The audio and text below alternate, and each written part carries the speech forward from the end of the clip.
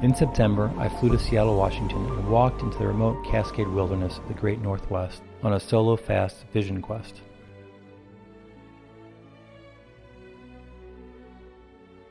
I wanted to learn about the Native American experience of seeking a vision or purpose for your life. After a time of orientation and preparation with a nonprofit called Rite of Passage Journeys, I walked into the wild alone to plead for a vision. Of course, I captured much of this on film. Day 1 of the quest. I don't even know what time it is, but it's gorgeous. Down here. See from my sight, my view. Pretty incredible. I'm unraveling my prayer ties that I did earlier, and I'm going to surround my campsite with them. These are prayers that I prayed for myself and other people, things I was thinking about as I was preparing for this, and so it's going to surround my tent, and this will be the sort of circle I'll be kind of sitting in, camping in for 3 days as I fast. I made it about halfway around and got my prayer ties all tangled, which seems fitting for where I am right now with my prayer life. So I guess this whole thing is about somewhat untangling my prayer life or relationship with God or understanding of my life, all kind of wrapped up in there. And so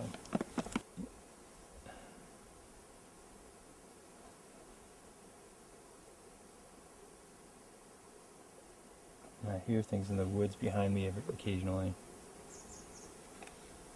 I thought I heard something growling at me at this other site, so I moved.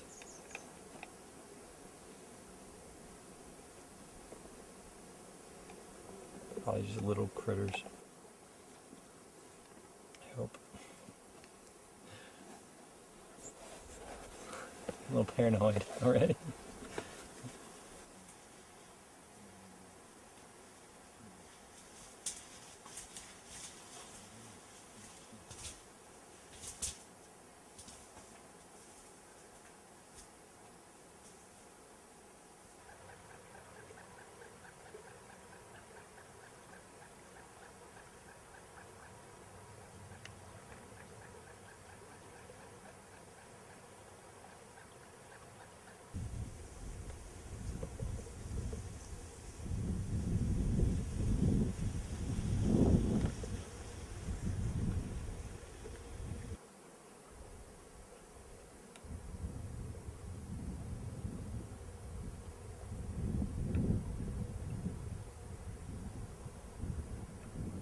I just saw 3 bears right over there, right across the water from me.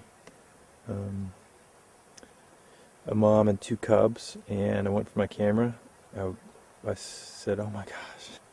And then I heard something over there, and I looked around, and there's a mom. And as soon as I went for my camera, she saw me, and then just took off into the woods. I wasn't really afraid. I just wish I would have moved more slowly to get it on film at least. We're told, the first part of the intro to this whole thing, yesterday I guess it was, they're telling us about what to do in case of emergencies, and they said, chances are that you won't see a bear, and you only see them if they want to be seen. And I thought, okay, I'm going to stick it out, just pray through the night there isn't anything. I wonder if I should stay up all night and sleep during the day or something. Or if they stop moving at night, I don't know. So they also encouraged us to think about the message of the bears, or the medicine of the animals. What message do they have? What gift do they have? for you. And I don't really know what to say at this point. Message of the bears.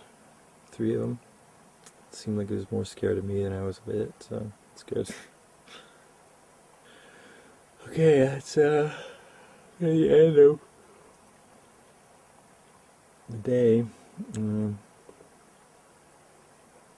Beautiful. I spent the rest of the night writing about the message of the bears.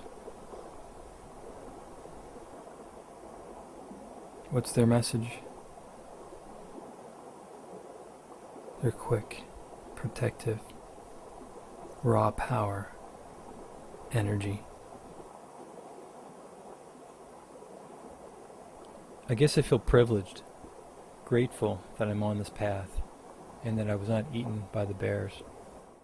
My time in the wilderness gave me space to cry for a vision and ponder the messages from God's creation, but the words about my quest for joy that made the biggest impact were those from a man named Fred, one of the founders of the nonprofit Rite of Passage Journeys that sponsored the Vision Quest. Fred was diagnosed with ALS, Lou Gehrig's disease, and was told he only had months to live. I interviewed him in his home office in Seattle following my 3-day Vision Quest. There have been some highlights, some great opportunities that have come to me as a result of this journey that I'm on. One was at church. I shared with the pastor that I'd like to communicate to the congregation my current condition and my relationship to that.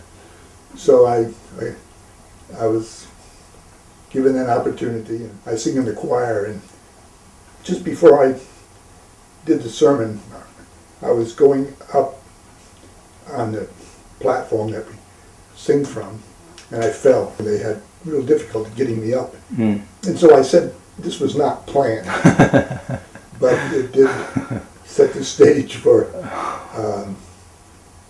sharing how I was becoming weaker. And then I invited them to participate in the gratitude dance. It's kind of like with the feet. And at that point I was still able to kind of make my feet move. So I invited everyone to stand up and join me. And I said, now, you'll see that I'll continue to dance. When I can't use my legs, I'll keep dancing with my arms. When I can't dance with my arms, I'll dance with my head. And when I can't move my head, watch the twinkle in my eye. My travels brought me home again, where I continued reflecting on the messages I had heard and captured along the way. And then I met Ruth. Stuck in a long line at Kmart, I grew frustrated until I saw the cashier. Ruth. How long have you been working at Kmart? 30 years. I was so impressed with her attitude, the way she interacted with the customers, her smile. I was just 88 this year, yeah. I was drawn to Ruth's compassion and wondered about her situation, if perhaps she was put in my path because she needed my help. And so I asked if I could take her to coffee. You just like to work. I do. They need to have someone there in the morning they can count on. It's me. Any kind of weather. Cane and all. Yeah? Ice, rain.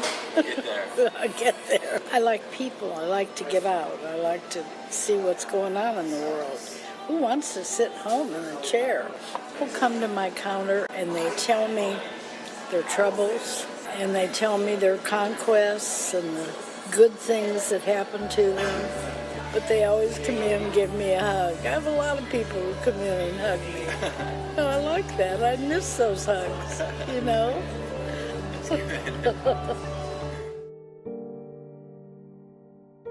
As I started to make more connections in my conversations with people at home and in my experiences so far in my 12-month project, my perspective did shift a bit.